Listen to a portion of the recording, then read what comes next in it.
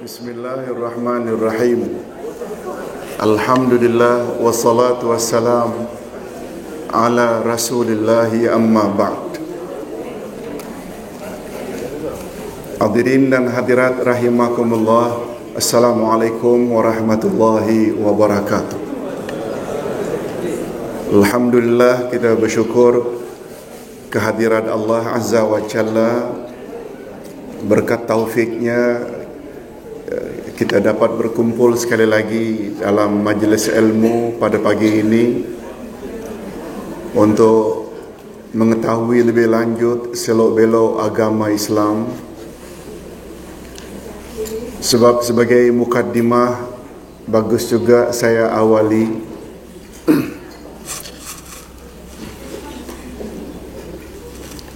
agar insan terhindar dari kerugian, mereka mesti ada 4 sifat. Berdasarkan surat Wal-Asri, sesungguhnya seluruh manusia dalam kerugian kecuali mereka yang beriman.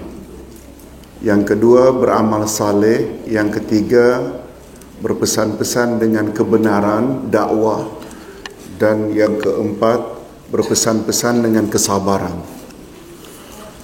Para ulama tafsir ketika membahas syarat pertama, iaitu iman.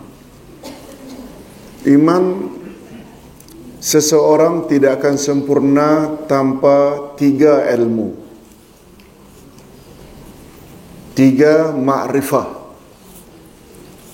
pengenalan. Tolong ikuti. Ma'rifatullah, ma'rifatun nabi, ma'rifatud dinil islami. Iman seseorang tidak akan sempurna bila tidak ada 3 knowledge. Pertama, knowledge tentang Allah. Kedua, knowledge tentang nabi. Dan yang ketiga, knowledge tentang selok-belok agama. Berdasarkan buku 3 ini, kita telah bahas dah topik-topik penting belaka. Apa dia 3 topik sebelum ini? Pertama, Islam adalah agama wasatiyah. Betul tak? Yang kedua, bahaya takabur, sombong. Yang ketiga, kalau tak salah, berdoa kepada Allah. Apa syarat-syaratnya? Nah, yang keempat pula, selok-belok agama yang kita ingin bahas pada pagi ini. Ini topik pelajaran 64, 6 punca penyelewengan agama. Banyak orang kadang-kadang tak perasan. Dia kira dia hebatlah dalam beragama, padahal sebenarnya dia telah menyimpang dari jalan yang lurus. Nah, untuk membahas topik ini, Ustaz bawa satu hadis yang diriwayatkan oleh Ibnu Majah, An-Nasai, Imam Ahmad, dan syaratnya sahih menurut syarat Imam Muslim. Tolong ikuti. Ani bin Abbasin radhiyallahu anhuma. Minta maaf ya, sebenarnya anhuma. Ustaz jelas sedikit mengapa anhuma. Ibnu Abbas ini panjangnya Abdullah bin Abbas. Umpamanya Ustaz dipanggil Ibnu Yasin, bukan Yasin. Yasin tu ayah. Ibnu Yasin, anak Yasin. Betul tak bermakna Ibnu Yasin tu 2 orang? Jadi dalam hal ini, An Ibnu Abbas. Karena Abbas masuk Islam, uncle Nabi kan masuk Islam, Abbas dan Hamzah. Yang mati kafir adalah Abu Talib dan Abu Lahab. Oleh sebab itu, bila disebut An bin Abbas, sama tak dengan An Abdullah bin Abbas? 2 orang. Radhiyallahu anhuma. Semoga Allah meredai mereka berdua. Mesti anhuma. Tapi berbeza terhadap Sayyidina Ali. An Abi ibni Abi Talib radhiyallahu anhu atau anhuma. Anhu sebab Abu Talib ayahnya tak masuk Islam. Boleh faham? Kita ulang sekali lagi. Mengapa? Minta maaf kalau ada kesalahan ini. Langsung saja ya. Roba anhuma. Jadi anhu itu untuk satu orang.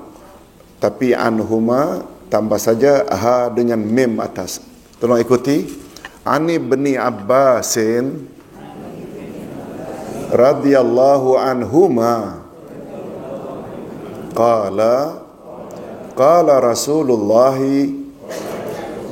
sallallahu alaihi wasallam ghadatal aqabah wa huwa ala naqatih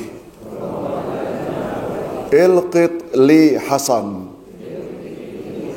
falaqittu lahu sab'a hasayatin hunna hasal hadfi faja'ala yanfaddahunna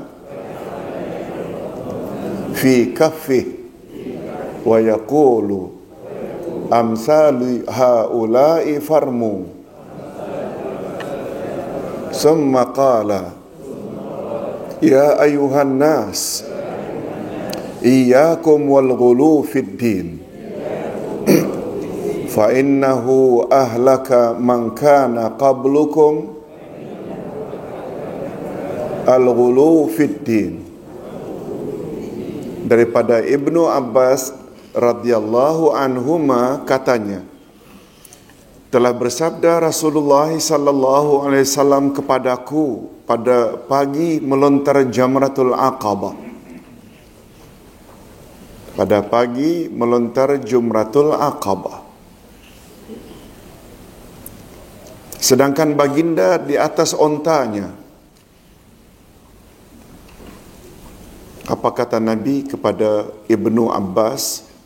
Tolong pungutkan batu untukku.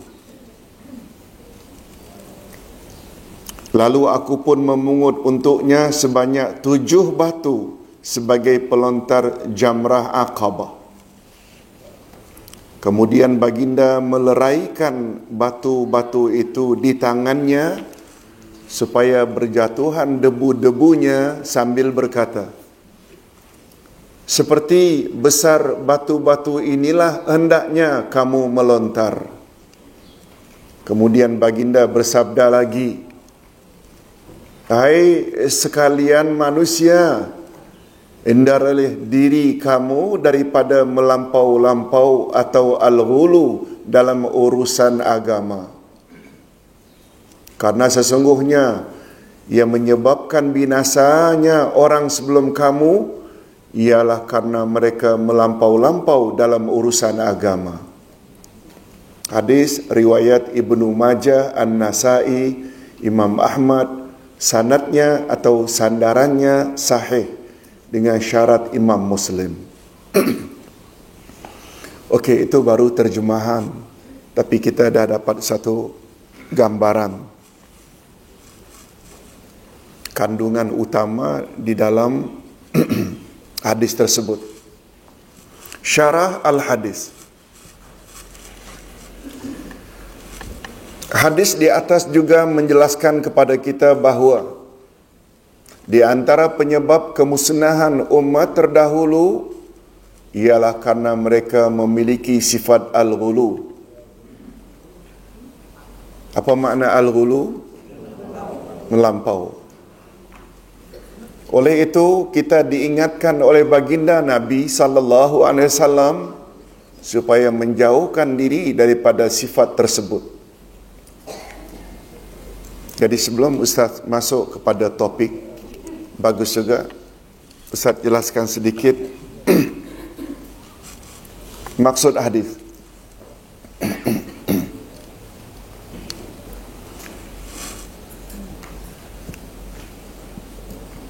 Perkataan Nabi sallallahu alaihi wasallam kepada Ibnu Abbas atau nama lengkapnya Abdullah bin Abbas, Dalam hadis ini, iaitu ketika melaksanakan ibadat haji, jangan lupa, setelah wukuf di Arafah, menjelang maghrib, Nabi bergerak dari Arafah menuju ke mana? Muzdalifah. Ini yang banyak jemaah haji terlepas pandang. Menurut Nabi sallallahu alaihi wasallam, beliau dari Arafah ke Muzdalifah dulu untuk mabit. Apa makna mabit? Bermalam di Mina atau Muzdalifah. Memang ada mabit di Mina itu nanti 3 hari. Tapi sebelum sampai di Mina, Nabi bermalam di Muzdalifah. Nabi bermalam. Tapi persepsi jemaah haji Nusantara selalu Muzdalifah batu. Pungut batu. Nabi bermalam di Muzdalifah hingga pagi. Orang kita pada umumnya berhenti juga pungut batu. Biasanya tunggu dalam bas. Bila melepasi tengah malam, mereka pergi ke Mina. Betul tak? Okey, kita tak nafikan zaman Nabi barangkali tidak begitu sesak. Hari ini sungguh para ulama mengatakan itu tak ada masalah, insya-Allah. Hajinya sah. Tetapi bila kita ada peluang, karena Nabi sallallahu alaihi wasallam bersabda, tolong ikuti, khuzu anni manasikakum. Ambil hanya daripadaku manasik hajimu. Apa makna manasik haji? Segala pelaksanaan ibadat haji. Wukufnya, mabitnya, melontarnya, tawafnya, sa'inya, itu manasik. Oleh sebab itu, bila kita pergi secara bersendirian, package, apa salahnya bila kita minta umpamanya agar sempurna haji kita, kita buat macam exactly yang Nabi buat. Okey, Ustaz tidak mau bahas, ini bukan kursus haji. Nak jelaskan Nabi dari Mina ke mana dulu? Muzdalifah. Muzdalifah in between Arafah to Mina, in between. Kami dulu sebagai student memang bermalam sungguh di Muzdalifah, habis salat subuh baru bergerak menuju ke Mina. Okey, pembahasan kita ketika Nabi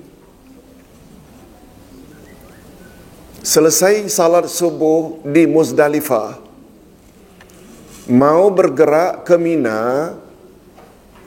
Ketika itu Nabi minta supaya Ibnu Abbas pungut untuk beliau apa tadi? Batu. Lalu dipungut berapa batu? 7 batu, bukan 71. 7 batu, bukan 71. Yang kita 71, hari pertama 10 pagi itu maksud 10 Zulhijjah. Betul ke? Sebab wukuf 9. Bukan 10 batu ya. 10 Zulhijjah kan melontar satu jumrah saja. Jumratul Aqabah itu 7. Kemudian 3 hari berikutnya kan 3 jamarat. 3 jamarat, 3 kali 7, 21. 21 dikali dengan 3 dah berapa? 63 tambah 7 hari pertama jadi 70. Pada umumnya jemaah haji pungut 70. Nabi 7. Nak memberi pemahaman pada kita, 63 itu Nabi pungut di Mina, bukan di Muzdalifah.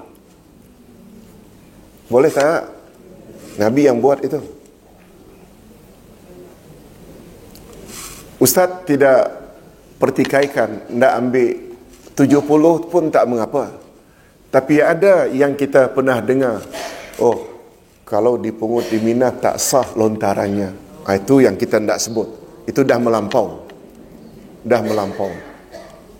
Okey. Itu lalu Nabi SAW setelah dipungut 7 batu, lalu Nabi hanya leraikan begitu untuk jatuhkan debu-debunya. Nah, satu lagi, apa yang jemaah kita buat?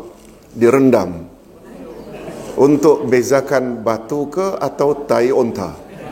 Mana satu lagi? Ini satu lagi. Hadirin dan hadirat, yang Ustaz cakap bukan reka-reka. Ustaz hampir waktu student dulu, tak kurang dari 10 tahun itu membimbing jemaah haji. Perkara-perkara ini timbul, yang kita tengok sendiri. Jadi tak timbul sebenarnya. Kalau batu, ya batu. Cuma batu yang macam mana, kita digalakkan agar utamakan batu yang semula jadi, bukan batu pecahan. Macam bahasa kita granit lah. Granit ke namanya, Pak?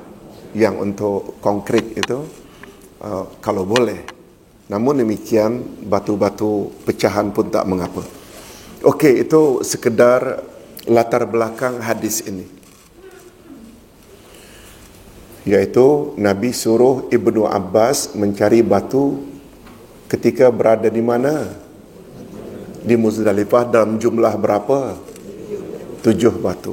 Okey. Salah satu yang menyebabkan manusia menyimpang dari ajaran agama adalah al-ghulu. Apa makna ghulu tadi? Melampau-lampau. Okey. Bentuk al-ghulu ada bermacam-macam. Kadang-kadang dalam bidang akidah, kadang-kala dalam bidang amal ibadah. Okey, kita buat contoh al-ghulu dalam akidah. Al-ghulu dalam akidah, melampau-lampau batasan dalam akidah, umpamanya melampau-lampau dalam hal sifat-sifat Allah. Melampau-lampau dalam sifat Allah. Hadirin dan hadirat, kita wajib tak percaya bahawa Allah ada sifat? Wajib tak? Wajib. Kalau tidak percaya, confirm kita Mu'tazilah. Sebab Mu'tazilah berkeyakinan Allah tak ada sifat. Allah hanya ada zat. Bila Allah ada zat, pada masa yang sama Allah ada sifat, bermakna menurut pemikiran Mu'tazilah Allah berbilang-bilang. Sebab itu Allah ada zat sahaja tanpa sifat. Kita yang berfahaman Ahli Sunnah yakin tak selain Allah ada zat, Allah juga ada sifat? Yes. Bila Allah ada sifat, bermakna kita juga iktiraf Allah ada nama yang dipanggil Al-Asma'ul Husna. Okey.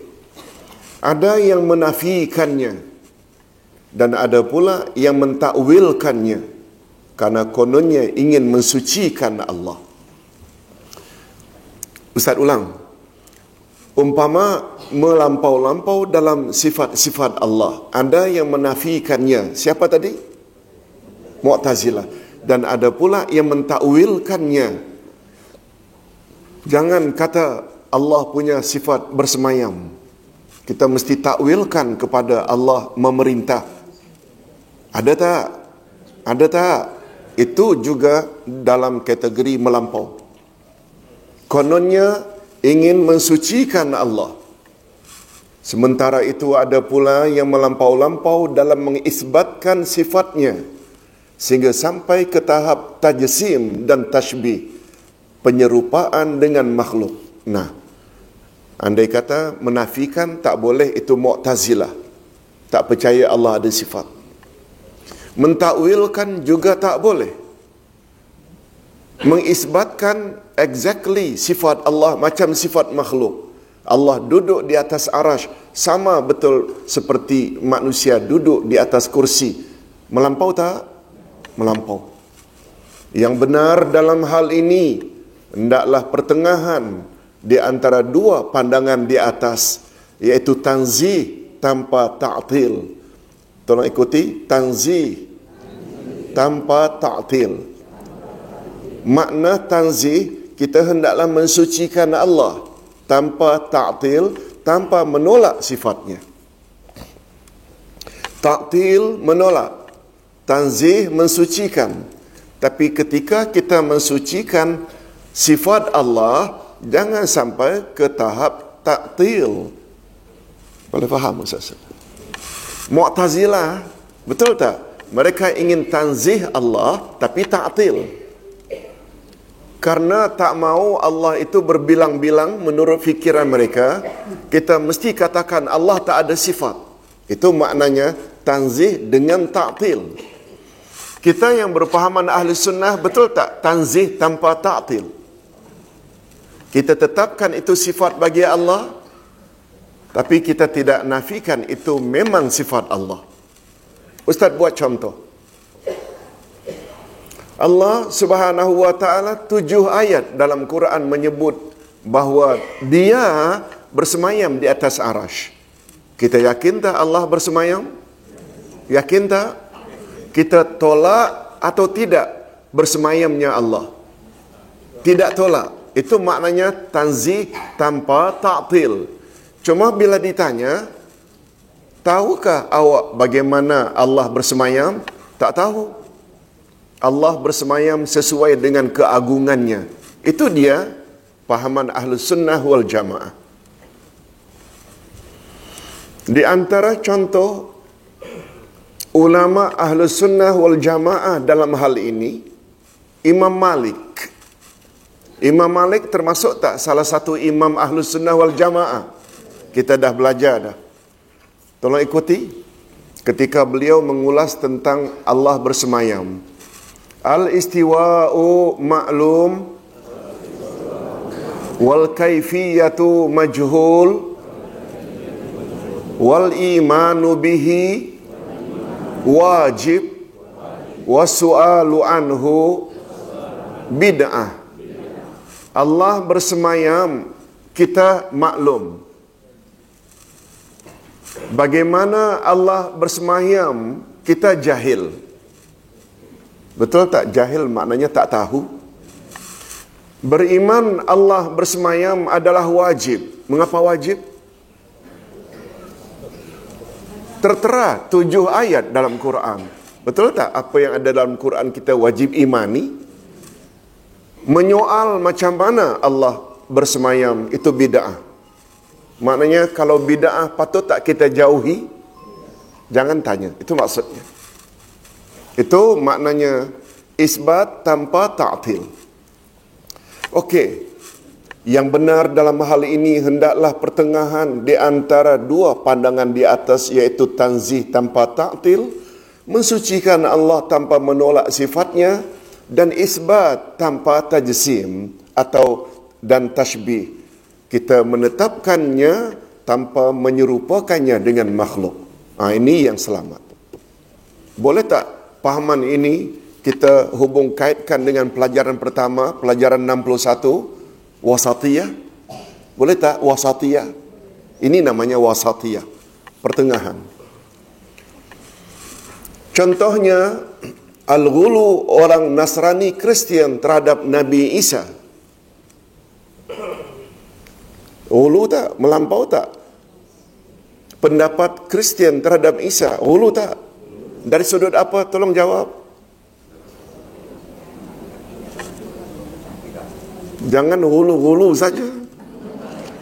Ustaz nak pastikan hulunya Nasrani terhadap Isa karena dakwaan mereka Isa. Itu dia. Itu dia. Dah melampau dah.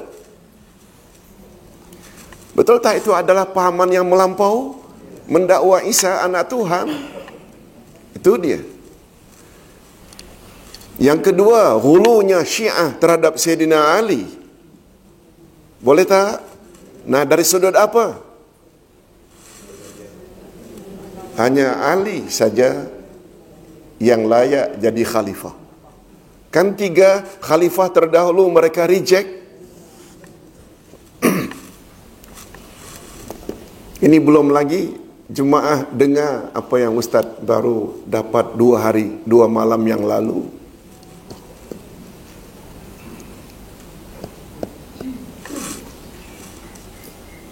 Golongan Syiah mendakwa ada hadis kursi yang Allah bercakap dengan Nabi Muhammad sallallahu alaihi wasallam. Hadis ada berapa macam? 2. Kalau hadis itu dari mulut Nabi, namanya hadis Nabawi. Umar berkata, aku pernah mendengar Rasulullah bersabda, innamal a'malu binniyat. Itu namanya hadis apa? Nabawi. Nabi Muhammad sallallahu alaihi wasallam bersabda bahawa Allah telah berfirman. Itu dia hadis qudsi dari Nabi tapi firman Allah. Nah, ulama Syiah kita boleh dapati di dalam mereka punya website bahawa Nabi Muhammad sallallahu alaihi wasallam pernah menyebut satu hadis qudsi. Tolong ikuti.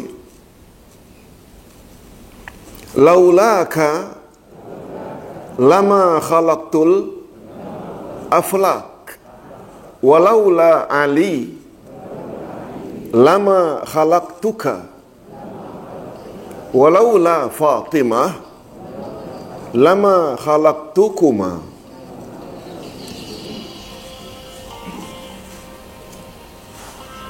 Hadirin dan hadirat rahimakumullah. Apa bunyi hadis kursi tadi? Kata Nabi, Allah Subhanahu wa taala berfirman. Allah Subhanahu wa taala berfirman, kalaulah tidak karena engkau hai Muhammad, aku tidak merasa perlu mencipta alam ini. Yang kedua, kalaulah tidak karena Ali, aku tidak perlu mencipta engkau hai Muhammad. Dah mula tak melampau? Nah, ini yang ketiga lagi melampau. Kalaulah tidak karena Siti Fatimah, aku tidak merasa perlu mencipta kamu berdua, Muhammad dan Ali. Boleh faham? Barangkali kita tak pernah dengar. Inilah yang menjadi keyakinan orang-orang Syiah. Rupanya mereka meletakkan Siti Fatimah itu maksumah, tak pernah buat dosa. Betul tak? Fatimah itu ibu dari Hasan dan Husain. Labbaika ya Husain, labbaika ya Husain. Karena yang mereka dewa-dewakan. Ada unsur melampau tak? Dah.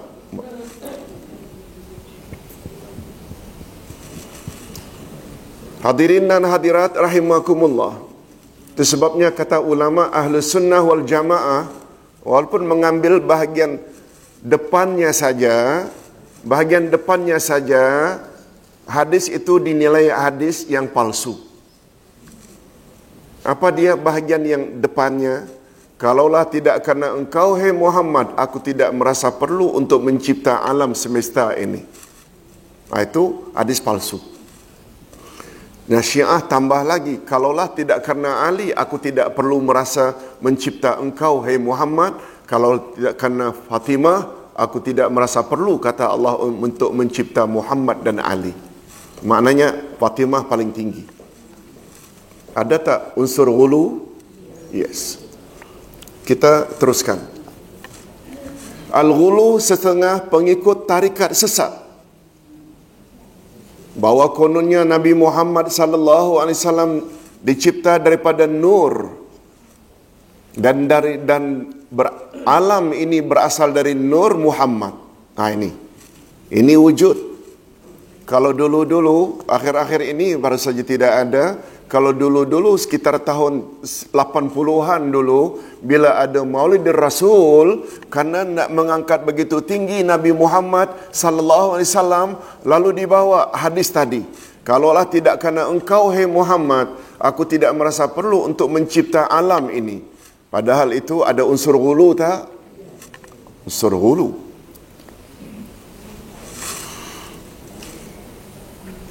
Tapi kalau Allah Subhanahu wa taala sebut dalam Al-Quranul Karim bahawa dia mencipta Nabi Adam dan anak cucunya untuk memakmurkan bumi, hulu atau tidak?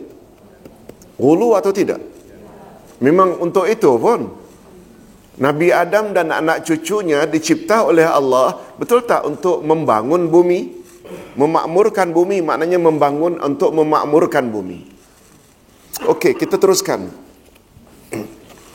Pertama tadi kita sebut hulunya Nasrani Kristian. Yang kedua hulunya Syiah terhadap Sayyidina Ali. Dan tidak mustahil dari kalangan golongan Ahlus Sunnah wal Jamaah, tetapi pengikut tarikat sesat mendakwa kononnya Nabi Muhammad dicipta daripada nur. Hadirin dan hadirat, hati-hati, kata ulama akidah, semua hadis-hadis yang berkaitan dengan Nur Muhammad tidak ada yang sahih. Boleh dilihat statement itu di dalam kitab Al-Aqidah Al-Islamiyah oleh Said Sabiq. Apalagi sampai mendakwa semua manusia dicipta daripada Nur Muhammad. Pernah dengar tak? Pernah dengar tak? Kemana nak dibuang hadis Nabi sallallahu alaihi wasallam? Tolong ikuti. Kullukum min Adam wa Adam min turab. Semua kamu berasal dari Adam dan Adam dicipta daripada tanah. Ada tak keterangan Adam dari tanah asal usul manusia itu dalam Quran? Ada tak statement itu? Tak pernah pun disebut bahawa asal usul manusia ini dari Nur Muhammad. Boleh tak dikatakan manusia berasal dari Adam? Boleh tak dikatakan manusia berasal dari tanah? Boleh tak dikatakan manusia berasal dari sperma atau air mani? Semua itu boleh dan ada ayatnya Quran dan hadis Nabi. Tapi tidak ada satu pun hadis Nabi yang menyebut manusia berasal dari Nur Muhammad. Bila ada dakwaan itu termasuk hulu tak? Hulu. Al-ghulu kepada guru atau pemimpin dan pengikut ajaran mereka tanpa dalil dan lain-lain. Ini banyak tak terjadi di kalangan masyarakat Islam. Banyak tak? Ghulu terhadap tuan guru. Tuan guru pula bila ditanya apa dalilnya, jangan tanya dalil. Tak percaya aku ke? Macamlah agama itu miliknya. Baik. Setelah kita tahu ghulu dalam akidah, kita berpindah pula contoh kedua, ghulu dalam amal ibadat. Sebagaimana kita ketahui bahawa hukum syarak ada 5, wajib, sunat, haram, makruh, mubah, boleh, atau bahasa lainnya harus. Harus bahasa Malaysia ya. Kalau bahasa Indonesia dah jadi wajib. Habis kelas nanti Pak Najib harus datang rumah saya. Itu wajib. Kalau harus Malaysia sama dengan mubah atau boleh datang, boleh tidak. Ustaz ulang sekali lagi, hukum syarak ada berapa? 5. Oleh itu, jika sesuatu yang sunat hukumnya dikatakan wajib, yang makruh dikatakan haram, yang mubah dikatakan makruh atau haram, maka itu bermakna ia telah melakukan ghulu dalam urusan agama. Hadirin dan hadirat, berkaitan dengan ini, sebenarnya yang punya otoriti menetapkan hukum, otoriti siapa? Allah. Oleh sebab itu bila Allah kata halal, kita kata haram. Allah kata haram, kita kata halal. Boleh bawa syirik tak? Mengapa jadi syirik? Sebab penentuan hukum itu otoriti siapa? Allah sahaja. Oleh sebab itu bila kita beri otoriti itu kepada selain Allah, hukumnya menyekutukan Allah. Bahasa akidahnya syirik. Syirik apa namanya? Syirik hukum. Syirik hukum. Ustaz buat contoh lain. Yang mengetahui perkara gaib siapa? Oleh sebab itu bila kita mendakwa mak bomo juga tahu perkara gaib. Tak ada ya antarabangsa, bukan bomo antarabangsa. Bomo juga tahu perkara gaib. Syirik tak? Syirik apa pula? Syirik sifat. Karena mengetahui perkara gaib itu sifat Allah, lalu kita bagi pada bomo, maka kita jatuh kepada syirik sifat. Berdoa adalah ibadat. Doa mesti ditujukan kepada siapa? Oleh sebab itu bila berdoa kepada selain Allah, hukumnya apa? Syirik. Syirik apa namanya? Syirik doa. Jadi tiga-tiga tadi termasuk 8 jenis syirik besar yang boleh merosakkan amal saleh kita. Okey, kita teruskan. Umpamanya seseorang yang mewajibkan ke atas dirinya qiyamul lail sepanjang malam, mengharamkan ke atas dirinya kahwin, atau mengharamkan sesuatu yang dihalalkan karena ingin hidup zuhud, dan termasuk juga membasuh setiap anggota wuduk melebihi daripada 3 kali dan lain-lain. Ini juga termasuk ke dalam ghulu. Dalam bab apa? Dalam beribadat. Bagus juga Ustaz sebutkan di sini, karena kami dah belajar buku 5 di satu tempat. Salah satu topik buku 5 itu menyebut jika anda ingin menjadi muslim muslimat yang sempurna agama, anda hendaklah membagi masa dalam sehari kepada 3 masa. Masa pertama hendaklah diisi dengan munajat. Sama tak munajat kepada Allah dengan beribadat? Sama. Yes. Yang kedua, hendaklah awak isi masa awak yang kedua dalam sehari. Yang kedua, muhasabah diri. Dan yang ketiga, boleh terka apa dia yang ketiga? Terka-terka saja, salah pun tak apa.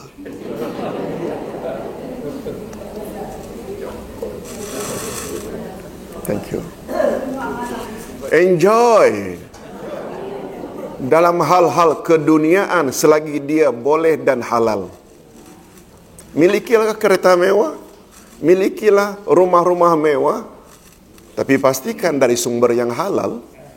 Memakailah pakaian-pakaian yang indah selagi ianya dibeli dengan harta yang halal. Makanlah makanan yang sedap-sedap, boleh tak? Itu maksudnya. Ingin menjadi muslim muslimat sempurna, mesti dalam sehari itu masa dibagi 3. Pertama sekali, bermunajat pada Allah, itu nomor 1. Mengapa jadi nomor 1? Betul tak matlamat kita dicipta oleh Allah untuk beribadat padanya? Mesti nomor 1. Tapi jangan ini mentang-mentang itu nomor 1, seharian kita isi dengan ibadat saja. Tiap malam qiyamul lail, setiap siang puasa, dah ghulu tak? Itu yang Ustaz maksudkan. Yang kedua, kita isi dengan apa? Muhasabah, koreksi diri, reevaluasi, atau kata orang seberang introspeksi. Tengok ke dalam diri sampai di mana bekal untuk kita bawa ke akhirat. Dan yang ketiga, jangan lupa weekend bawa jalan-jalan anak-anak, makan, tidur di chalet tertentu. Boleh tak? Boleh selagi dia halal.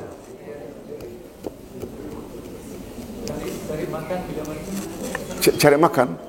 Cari-cari makan itulah enjoy tadi tu. Oh, apa ya? Ya, cari-cari makan.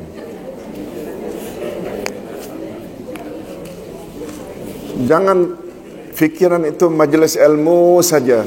Sampai keluar rumah tak breakfast, Nanti pula dah selesai KJPA, cari lagi majlis yang lain, lunch pun tidak, dinner, itu cepat innalillah insyaAllah. Jangan hulu. Setuju tak kalau Ustaz katakan untuk terhindar hulu, kita perlu tak dalami selok-belok agama? Betul tak? Ini topik kita. Selok-belok agama tak melarang kita enjoy selagi ia dibolehkan. Hadirin dan hadirat rahimakumullah, tolong jawab dengan jujur. Boleh tak kita layan kehendak nafsu kita? Boleh tak? Boleh tak? Alhamdulillah. Kalau tak boleh, malaikat lah itu. Cuma ingat panduan dari Nabi. Tolong ikuti. La yu'minu ahadukum hatta yakuna hawahu taba'an lima ji'tu bihi. Kamu tidak beriman sehingga hawa nafsumu kamu sesuaikan dengan ajaran yang aku bawa. Ketika kita ingin memakai pakaian, pastikan laki-laki jangan pakai pure silk. Ingin menghias diri, silakan, no problem, asal jangan emas. Kan itu maknanya. Sebab itu dilarang oleh Nabi sallallahu alaihi wasallam. Okey, kita teruskan dengan penjelasan berikut. 6 punca penyelewengan agama. Rupanya ada 6 punca penyelewengan agama. Kita cuba jelaskan.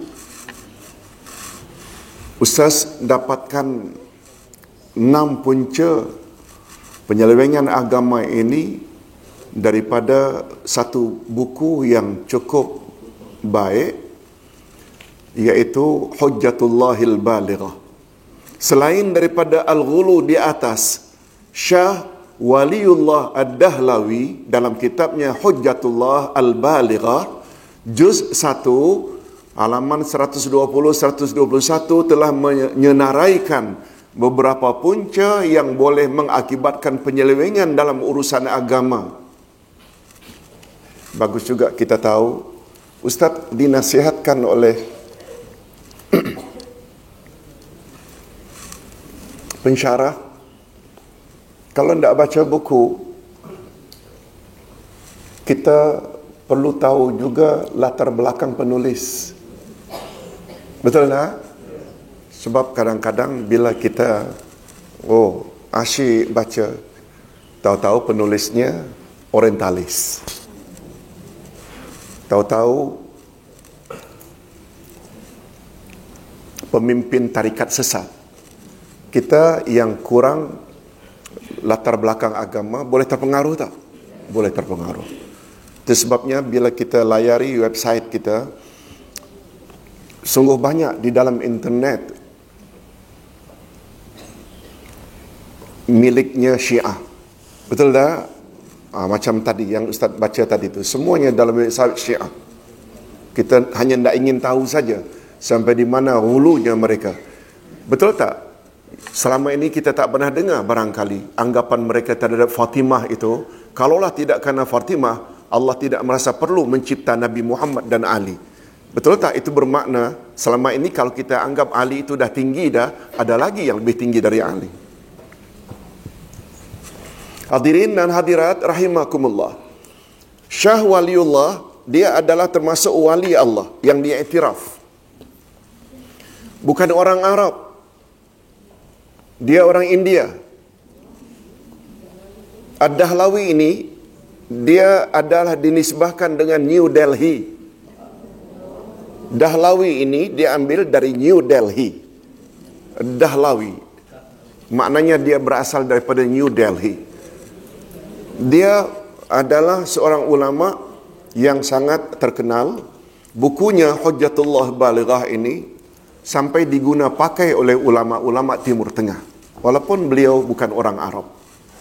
Okey, apa kata beliau dalam 6 perkara yang boleh mengakibatkan penyelewengan dalam urusan agama? Tolong ikuti. At-tahawun, at-ta'ammuq, at-tashaddud, al-istihsan, itba'ul ijma' taqlid ghairil ma'sum. Okey, kita jelaskan satu demi satu. Yang dengan penjelasan ini diharapkan kita bolehlah lihat kehidupan sesetengah umat Islam dalam kehidupan sehari-hari, termasuk yang mana satu. Okey. At-tahawun maksudnya memandang ringan atau tidak mengambil berat urusan yang berkaitan dengan agama. Kalau Ustaz ingin katakan at-tahawun dari kata haun sama dengan kata hina. Betul tak? Bahasa kita menghina itu diambil dari bahasa Arab. Hina itu merendahkan, betul tak? Jadi tahawun itu dia adalah satu bentuk masdar, iaitu merendah-rendahkan, meringan-ringankan urusan agama. Wujud tak dalam masyarakat? Bukan wujud lagi, banyak. Memandang ringan atau tidak mengambil berat urusan yang berkaitan dengan agama. Sama ada dari segi mempelajari selok-beloknya atau menyampaikannya, amar ma'ruf nahi mungkar.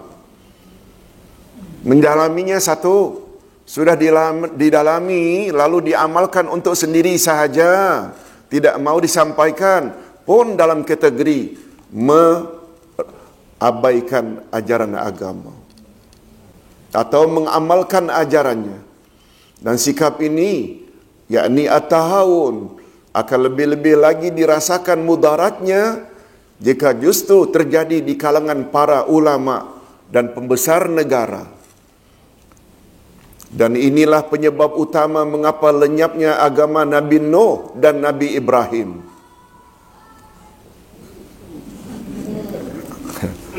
Tapi kalau kita tahawun dengan hiburan, boleh tak? Dalam kelas jangan dengar lagu. Allahu Akbar. Okey, Ustaz tahu itu tak sengaja semuanya. Hadirin dan hadirat, dan inilah penyebab utama mengapa lenyapnya agama Nuh dan Nabi Ibrahim. Di antara bentuk at-tahawun ialah tidak mengambil berat tentang riwayat yang datang dari Nabi dan pengamalannya. Betul tak? Wujud tak dalam masyarakat? Kalau dah dikatakan itu hadis, dia pegang teguh-teguh tanpa dia nilai maudhu' ke, palsu, daif ke, lemah ke, hasan. Wujud tak? Wujud. Tapi Alhamdulillah, setuju tak kalau Ustaz katakan bahawa akhir-akhir ini ada perkembangan yang sungguh menggembirakan, bahawa banyak lulusan dari Arab Saudi, Mesir, India, Jordan yang pakar dalam hadis. Yes, sudah banyak. Alhamdulillah, terbantu kita paling kurang. Memesongkan makna nas yang sebenarnya karena ingin mendapat tempat di hati pemimpin, tidak berani menegur kemungkaran yang berlaku dan lain-lain. Termasuk tak itu tahawun? Masuk.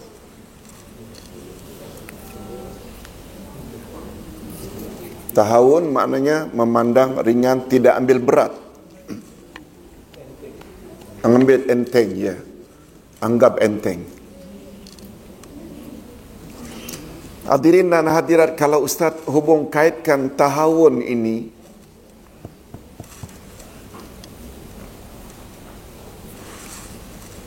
boleh mengakibatkan matanya dibutakan oleh Allah ketika bangkit di padang mahsyar.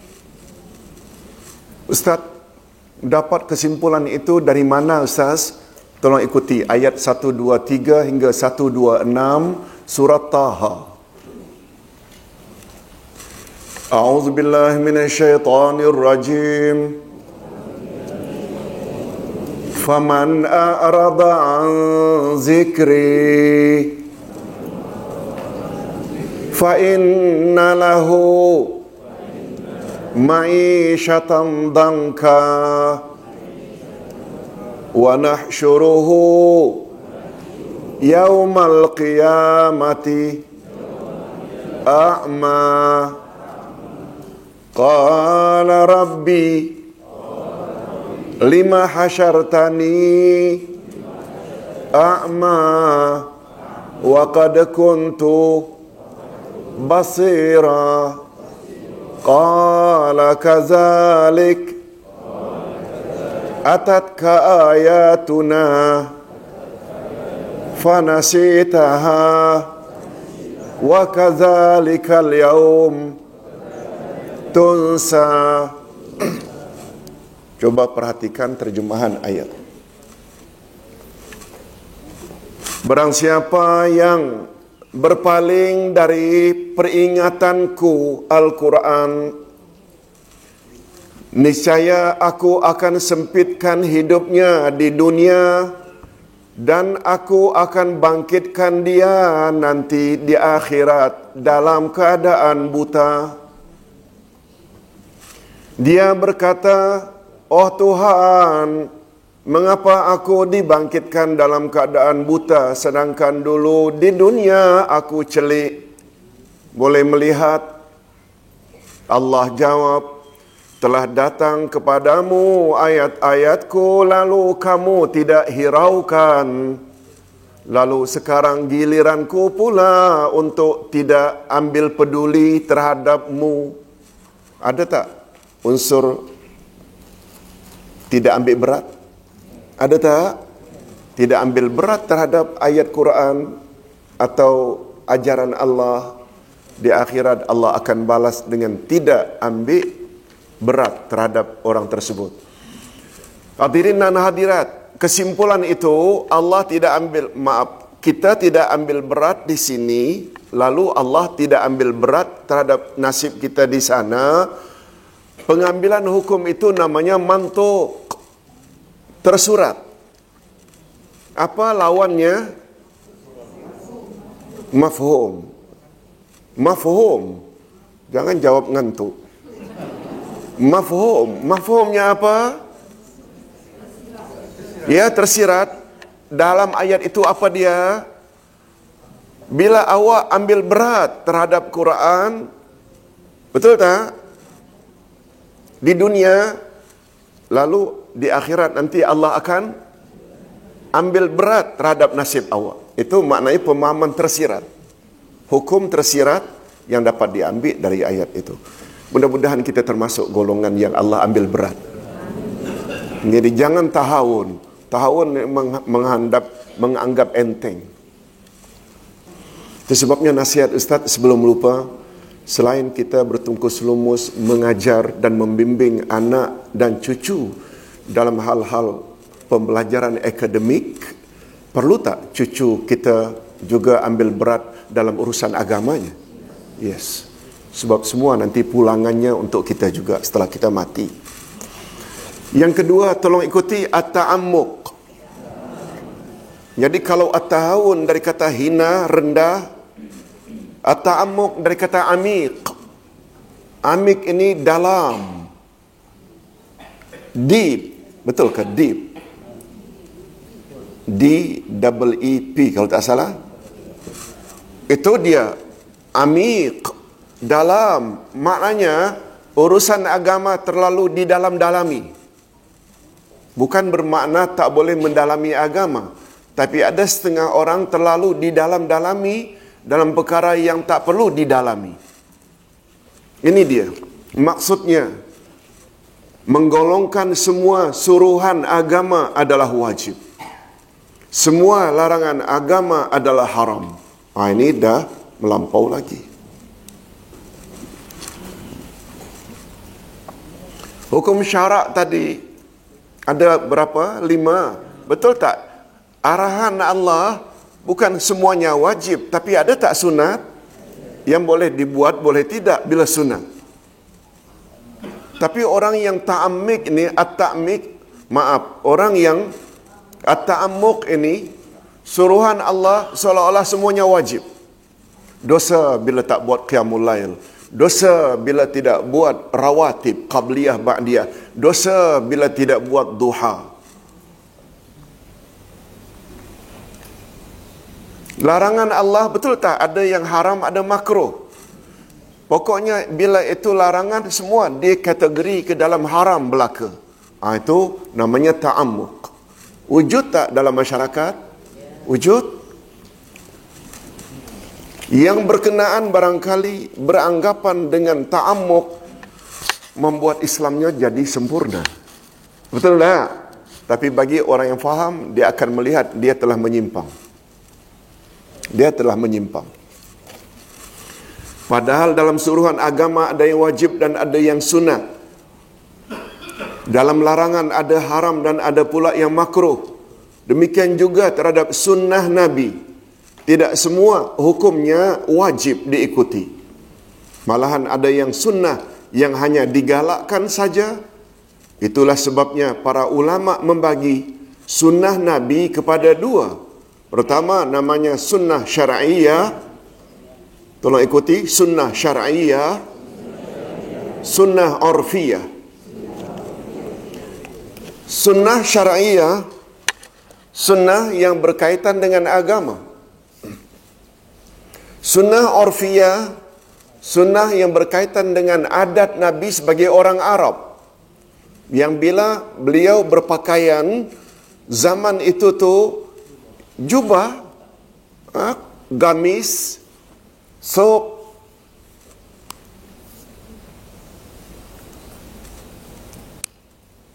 Oleh sebab itu jangan kata bila orang pakai baju Melayu, tidak sunnah kamu. Apalagi pakai baju Melayu tak pakai samping. Apalagi pakai baju batik, tak sunnah. No. Itu adat. Hadirin dan hadirat, sunnah agama, sunnah syariah yang berkaitan dengan agama. Bila disebut agama, betul tak yang berkaitan dengan akidah, dengan amal ibadat dan akhlak? Yes. Segala yang datang dari Nabi berkaitan dengan akidah, dengan akhlak, dengan ibadat mesti ikut. Tetapi yang datang dari Nabi yang hanya itu adat orang-orang Arab.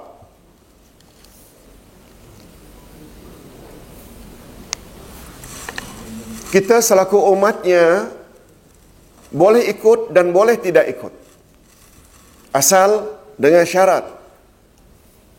Bila ada sebahagian umat Islam ikut sunnah adat Nabi, jangan dihina.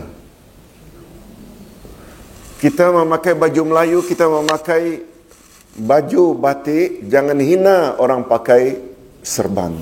Orang yang pakai jubah. Nabi ada pakai tak? Nabi ada pakai tak? Bila kita tak pakai, tak mengapa. Tapi bila kita tak pakai, kita hina orang yang berjubah, dia dah jadi lain. Sama dengan menghina Nabi Muhammad sallallahu alaihi wasallam. Bila seseorang makan dengan tangannya, kemudian selesai makan, dia jilat jari jemarinya. Nabi pernah buat tak? Kita kalau tidak jilat, apalagi dengan garpu dan sudu, tidak jilat apa, takut.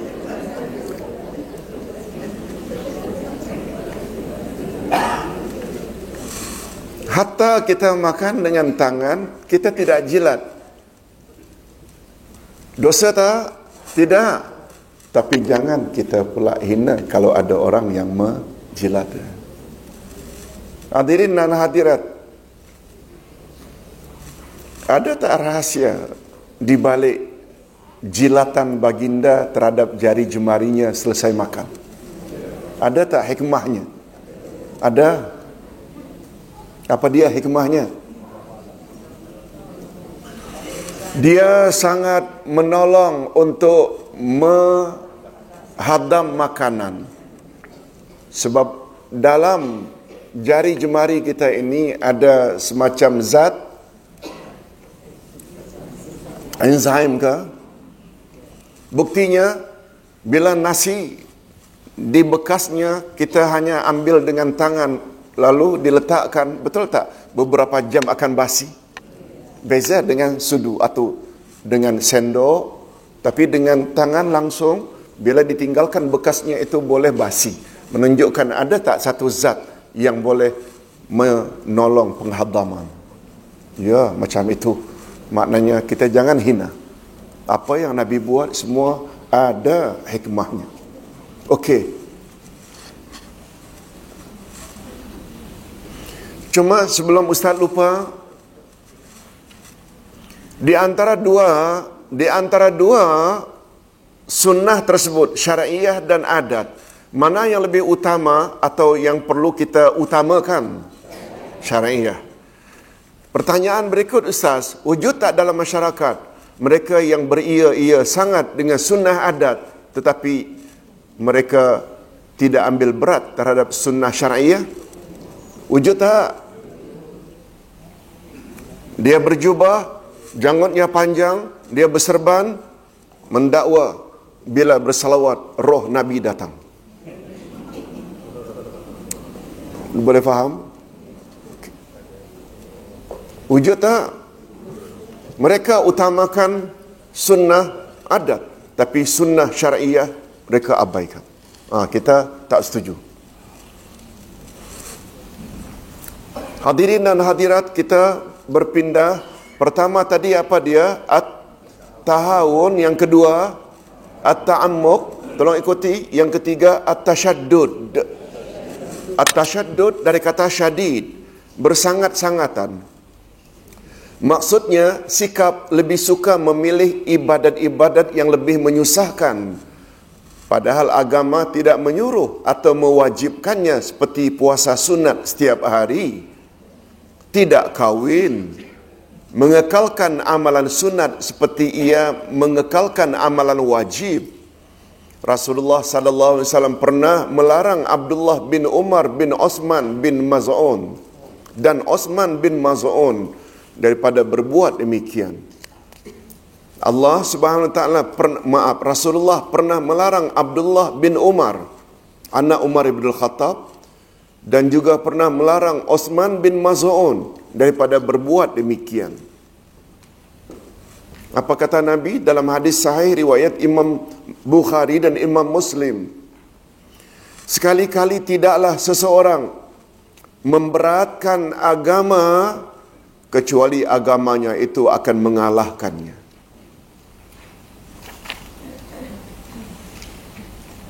Maksudnya, bila sepanjang malam dia tahajud, witir, beribadat, taruhlah barangkali dia tahan seminggu, tapi dia tidak akan tahan untuk selama-lamanya. Itu maksudnya niscaya agama akan mengalahkannya. Hadirin dan hadirat, dalam Islam yang dituntut dalam beramal quantity atau continuity? Continuity iaitu konsisten atau istiqamah dengan istilah lain. Betul tak? Tolong ikuti sabda Nabi.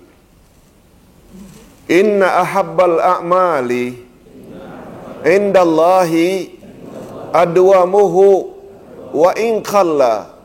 Sesungguhnya amal yang paling disukai oleh Allah adalah amal adwamuhu, amal yang berkekalan, walaupun kamu lakukan amal itu sedikit-sedikit. Setiap hari barangkali tahajud, barangkali 4 rakaat, 2, lalu tutup dengan witir 3. Atau 2 tahajud, 3 witir, tapi setiap malam. Betul tak itu lebih baik daripada 1 malam sampai 100 rakaat? Dapatlah 3 hari, kemudian memang 6 bulan kemudian baru buat. Itu maknanya dengan tasyaddud, agama akan mengalahkannya. Itu maksudnya. Adwamuhu dari kata daiman atau dawam atau daim. Apa makna daim? Berkekalan, walaupun tidak kekal sebagai Menteri Keuangan. Hadirin dan hadirat rahimakumullah. Jadi sikap at-ta'ammuq ini akan menjadi lebih berbahaya jika dimiliki oleh seorang ustaz yang banyak pengikutnya. Ustaz, ulang sekali lagi, ada sedikit kesalahan ustaz. Sikap tasyaddud. Ustaz, Kita kan sedang bercakap tentang tasyaddud. Ta'ammuk tadi yang kedua. Ini Ustaz tersilap dalam hal ini. Ustaz yakin ini sikap tasyaddud ini. Yang suka memberat-beratkan ini, tolong ganti ta'ammuk menjadi apa? Tasyaddud. Sikap tasyaddud ini akan menjadi lebih berbahaya jika ia dimiliki oleh seorang ustaz yang banyak pengikutnya. Betul tak? Dia akan membuat followersnya akan ikut cara, style ustaznya. Pakai semuanya wajib, yang dilarang semuanya haram. Ini. Mereka akan mengira apa yang diberatkan itulah agama dan wajib dilakukan, padahal agama tidak pernah mewajibkannya. Dan inilah punca penyelewengan orang-orang Yahudi dan Nasrani. Karena terlalu tasyaddud.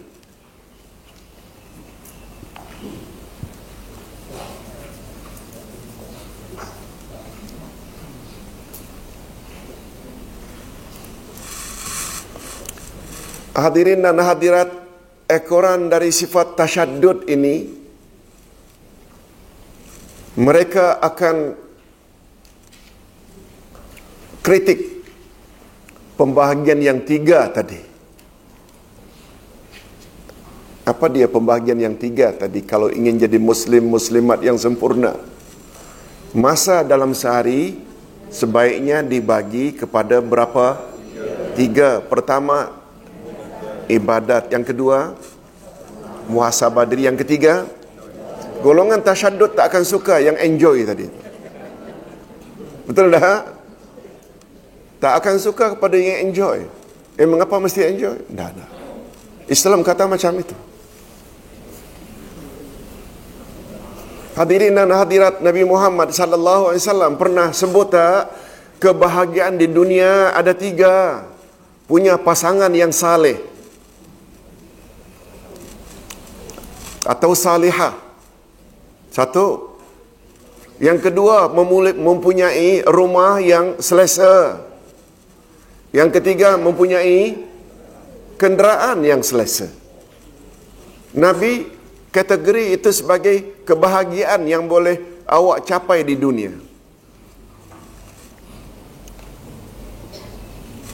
Setuju tak kalau Ustaz katakan Nabi Muhammad sallallahu alaihi wasallam dalam hal ini tidak tasyaddud? Tidak.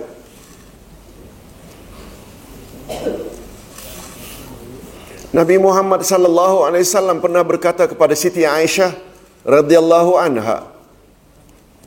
Apa kata Nabi? Aisyah, kalau kepadaku disuruh atau dibolehkan untuk memilih satu-satu perkara, yang satu berat, yang satu senang, niscaya aku akan pilih mana yang lebih senang atau mudah. Dalam satu-satu kewajiban boleh dilakukan secara berat, boleh dilakukan secara ringan. Nabi sallallahu alaihi wasallam bila dibolehkan untuk memilih, Nabi akan pilih mana yang lebih ringan, senang, cuma ada tambahannya, selagi tidak membawa kepada dosa. Ustaz buat contoh.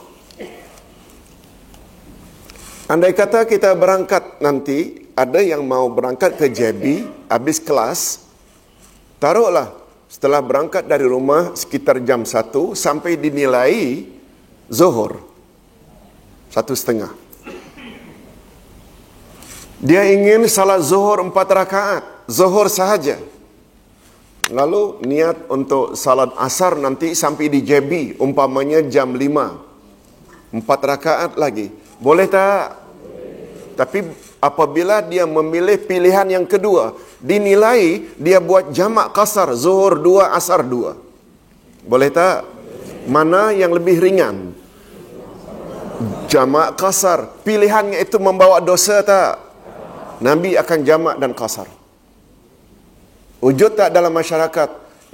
Kita kan setiap 30-40 km ada RR.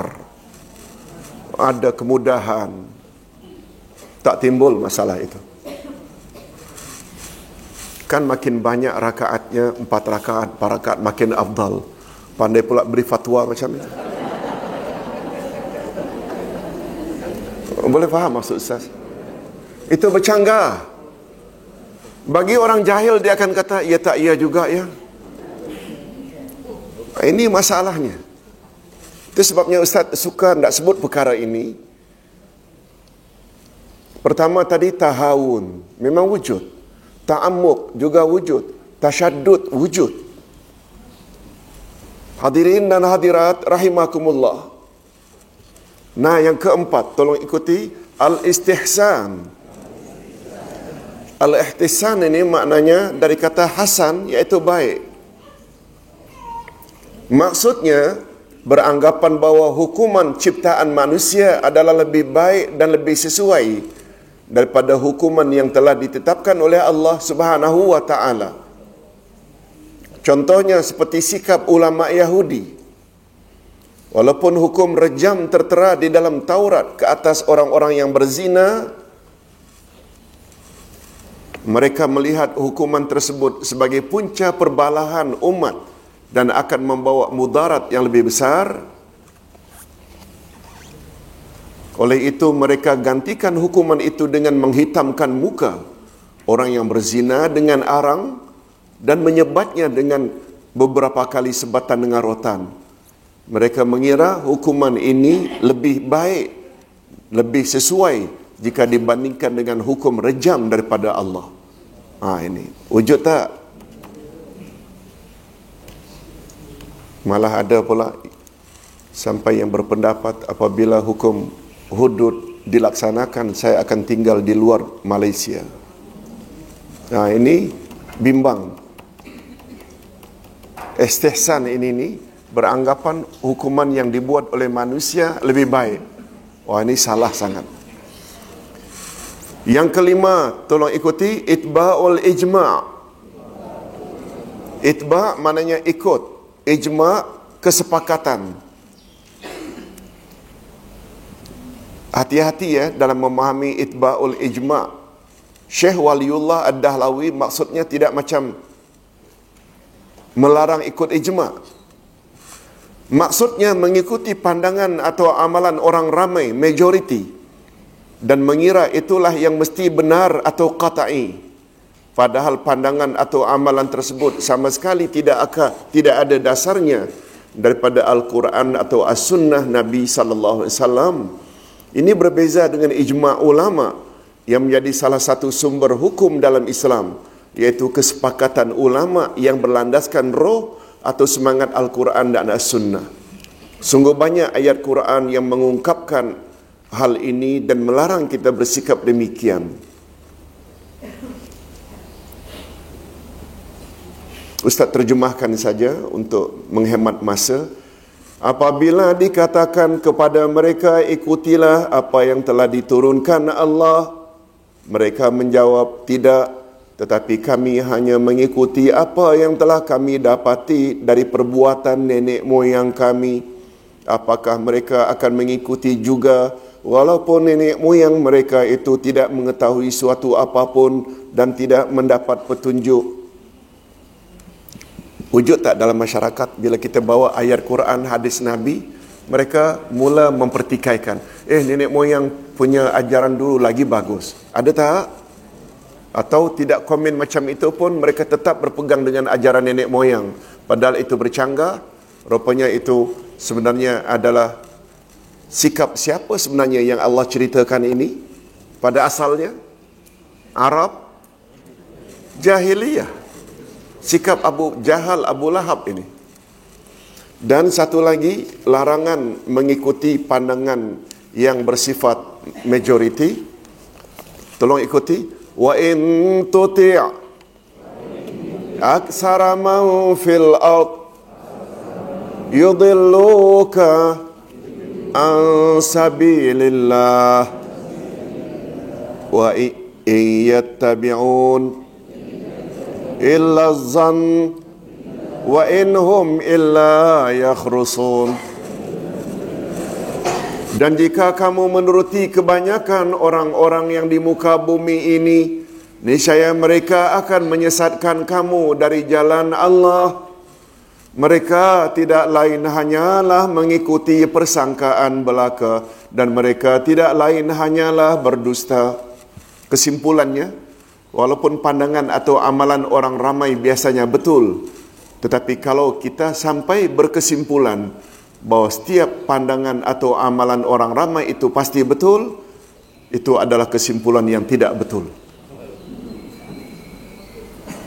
Kita mesti memihak kepada kebenaran al-haq, walaupun al-haq itu disokong atau diperjuangkan oleh hanya segelintir manusia. Kebenaran ialah segala yang datang dari Allah. Tolong ikuti. Al-haqqu mir rabbik fala takunanna minal mumtarin. Kebenaran itu adalah dari Tuhanmu, sebab itu jangan sekali-kali kamu termasuk orang-orang yang ragu. Mengapa Yahudi tidak mengakui kerasulan Isa dan Muhammad? Karena ulama mereka bersepakat bahawa Isa dan Muhammad tidak memiliki sifat yang layak untuk jadi rasul.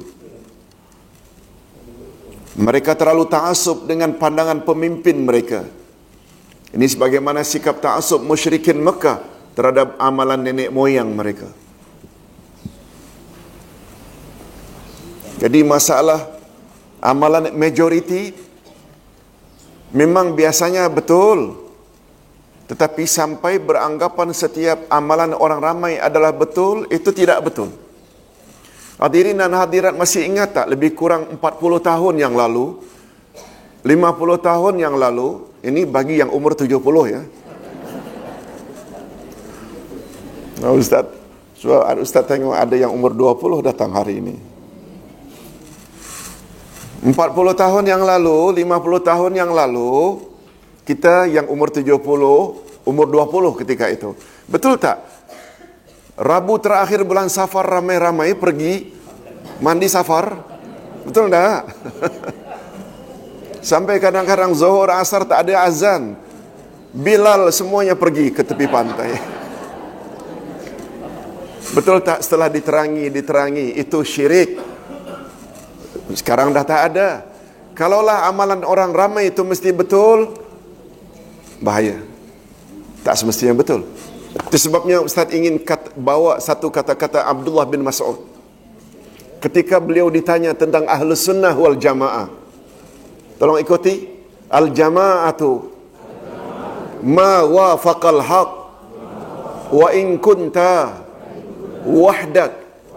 Ahlus Sunnah wal Jamaah ialah puak yang mengikuti kebenaran walaupun awak seorang diri. Wahdak, awak seorang diri. Andai kata kita berada dan punya tugas di Moskow, kita menyewa rumah seorang diri, tapi kita ikut lunas Ahlus Sunnah wal Jamaah, kita seorang diri. Yang lain itu semuanya komunis barangkali. Betul tak? Yang seorang diri ini tetap akan berada di dalam keselamatan. Betul tak? Inilah dia Ahlus Sunnah wal Jamaah. Oleh sebab itu, hadirin dan hadirat, tidak ada kurangnya juga kalau berada di negara kita.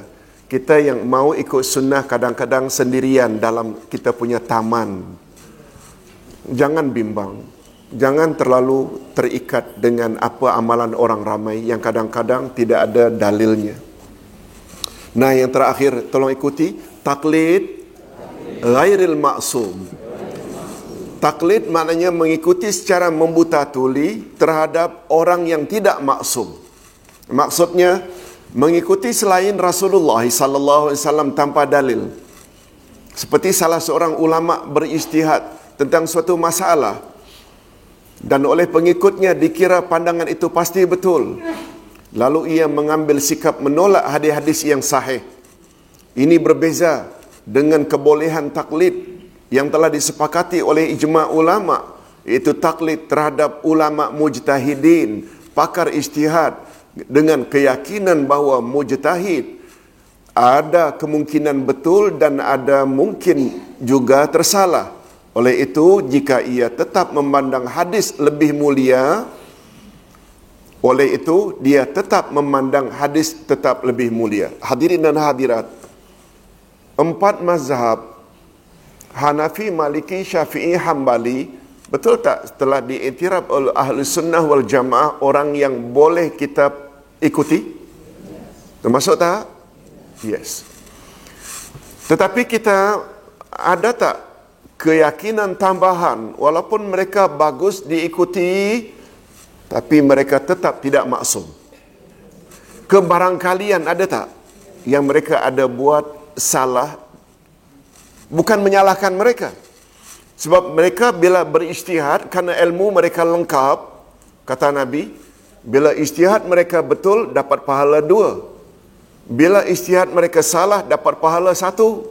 Oleh sebab itu, keempat-empat ulama tadi jangan dipersalahkan. Tetapi kita sebagai followers mazhab-mazhab itu ada hak tak untuk memilih? Hari ini zakat fitrah tak boleh menurut Syafi'i kecuali dengan barangan atau makanan pokok kita, beras. Ganti duit, itu pandangan Imam Abu Hanifah. Betul tak hari ini kita dah ikut pandangan Imam Abu Hanifah dalam zakat fitrah? Itu maksud Ustaz. Kita boleh pilih mana dalil yang lebih sesuai. Ini berbeza dengan, okey, oleh itu ia tetap memandang hadis lebih mulia. Hadis, hadirin dan hadirat, Imam Syafi'i pernah tak menyebut, bila pendapat aku bercanggah dengan hadis yang sahih, apa selanjutnya kata beliau? Campak ke tembok pendapatku, ambillah hadis yang sahih.